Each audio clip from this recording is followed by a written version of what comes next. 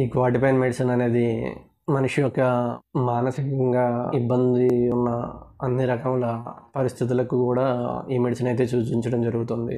అందుకే దీన్ని antipsychotic medicine అని కూడా అంటారు. ఈ మెడిసిన్ ముఖ్యంగా మన బ్రెయిన్లోని న్యూరో ట్రాన్స్మిటర్ల మీద పనిచేస్తుంది. అలా వాటి మధ్య ఏ విధమైన సమస్యలు రాకుండా ఉండడానికైతే ఈ మెడిసిన్ ఉపయోగపడుతుంది. ఈ మెడిసిన్ యొక్క ఉపయోగాలు మనోవైకల్యం. ఈ మనోవైకల్యం అనేది కూడా ఒక మానసిక వ్యాధిగా చెప్పవచ్చు.